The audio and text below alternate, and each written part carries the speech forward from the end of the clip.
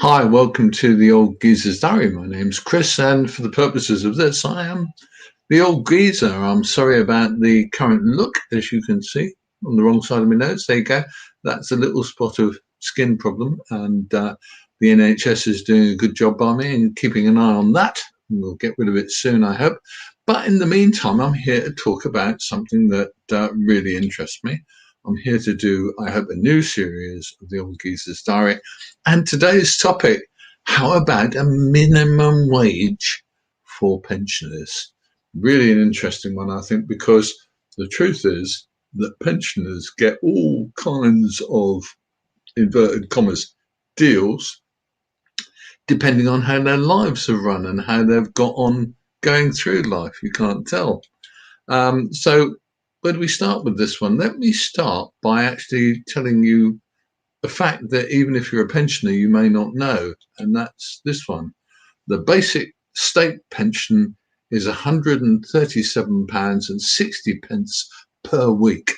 That's £550 per 4-week month, as I think most pensioners will be very well aware of. You're paid once every 4 weeks. So you get £550 per 4-week month.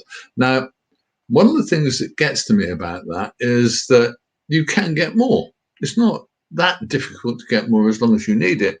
You can actually put forward an appeal or a request or whatever you call it to actually apply for more money. And if you are seen as being entitled or needing more money, you can get it. So that's good news, isn't it? That's not very realistic, though, because lots of pensioners struggle with whatever money they get from the state, and I don't believe that they should. Let me be honest with you and say at this point that I am a pensioner, obviously, and the reality is that I don't get an amount of money that I can easily live on because of the way I've lived my life. I have to rely on my savings to supplement my pension, which is all very well, but if I live too long, then I'll run out of money. So here's where it all gets interesting, because one of the things that we have now is a national minimum wage. And starting in April 22, that's going up to £9.18 per hour. So let's translate that and say that in 40-hour week, national minimum wage is £367 a week. Let's say it's nearly 3 times what pensioners on a minimum state pension would get. That's a lot of money, isn't it? It's 1,470 quid every month. And if you're a pensioner, I wonder if you're getting that, whatever your package is. Now, bear in mind, a lot of people get all kinds of pension packages. Many people, many people, me included, get a state pension. We get the basic pension, plus we get some added amount, which is due to extra contributions over time. And we also may get, again, a small amount or a large amount, maybe, from a private pension that we joined when we were at work, if our company had such a thing, if they gave you a pension. So that's make it quite clear that we're not talking about every pensioner in the country being on £550 per month. We're not talking equally about every pensioner being on £3,000 or £4,000 a month, but there are some who are.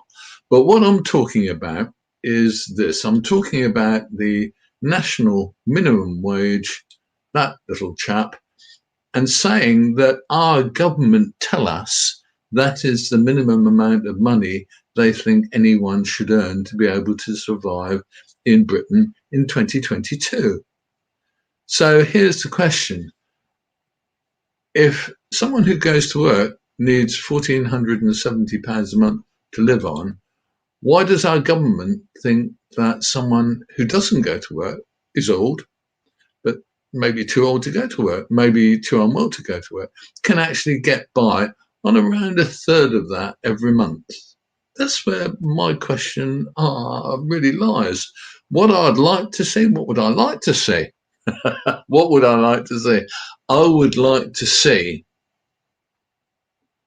every pensioner in the country being guaranteed the same amount of income minimum as the national minimum wage.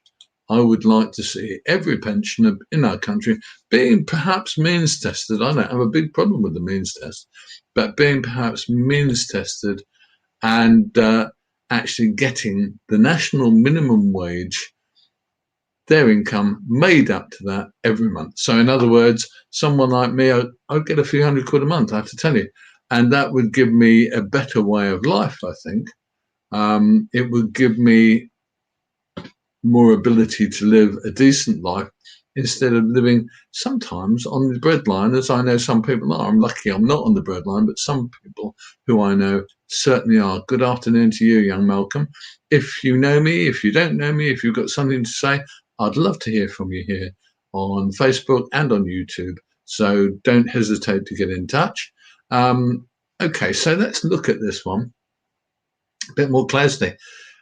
That £1,469 seems like a lot of money if you're on a low pension, but I honestly do believe that if you live in the UK and you have normal individual life expectations, then something like that is the amount of money you may need to live on. We're looking all the way down the line at other bits and pieces that cost. So if you're looking, for instance, currently, if you were a pensioner, and you don't qualify for any other help, then you're probably going to have to pay £600 or £700 to rent a commercial accommodation, residential flat or whatever a month. That's going to be about the bottom of the amount that you're going to pay to rent that. So that immediately cuts your actual disposable income down to £700. You've then got things like your community charge, £100 a month, and all the other bits and pieces, and maybe your electricity bill to keep yourself warm during the winter. That's going to be £100 a month. The reality is that £1,470 a month is not a lot of dosh. There you go. So in coming editions of the Old Geezer's Diary, I'm going to be saying to you, what about it? Why don't we get this amount of money? Why don't pensioners get a basic guaranteed income, regardless of what their pension arrangements are? If you're already getting £3,000 a month in pension from your company and your state sources together, then you ain't really entitled to any more. And let's be blunt, you don't need much more. If you're getting £500 or £600 a month from whatever sources, then you almost certainly are getting a bit extra from the state, but you should be getting enough to live on from the state because you've contributed to the state all your life in one way or another. So it's a really interesting one, this, isn't it? I do believe, and I'm going to keep hammering at this, I'm sorry if I'm going to get on people's chimes, but I will come back to this soon and say we need to have a basic guaranteed living wage or national minimum pension that's equivalent to the national minimum wage in the UK every month, so people have enough money to live on. I'm Chris. This is the Old Geezer's Diary, and I'm going to annoy you with bits and pieces that interest me every time, every day. What we got here? Now, that's true, isn't it, Alan? I had forgotten that, and it's worth noting that, isn't it? So our good friend here, Alan Abbott, who says that disabled people do have a lot of extra bills. I know that's true. And I'm not just talking about a few hundred a year. Extra fuel bills, yep. Disabled equipment that wears out, yep. And the reality, of course, is that I think that in many instances you can't get support for that if you are seen to have or deemed to have enough income to buy your own. I think that's the case, isn't it, Alan? Pretty sure that is. And when we look at that one, I mean, to be honest with you, I find that a bit scary as well. Let me give you another instance. We have some good friends who are, one of whom is disabled, seriously disabled, and has to lay down all the time. They are actually in bed all the time. They can get up, but it's increasingly difficult. And they're looked after by their partner. And they couldn't survive on any sort of benefits unless they got a huge amount of help. The reality is that they do get a lot of help, but it's not in a financial form. So they get a house that's adapted to the use, they get equipment that's needed. But if they were able to pay for it themselves, they would have to. So there you go. Let me say to you very quickly and very loudly as well, love to hear from you. Give me a like if you like what I'm doing. I'm trying to work on the idea of getting more people to watch these little clips and trying to get people in touch with what it's like to be a pensioner, to be a retired person in 2021 and 2022. I'm old already. I won't have long to do it. So I'll keep banging away at it. Okay, I'm Chris. This is the Old Geezer's Diary. And I hope you found what I've had to say interesting. And I hope you'll join me again. See you soon.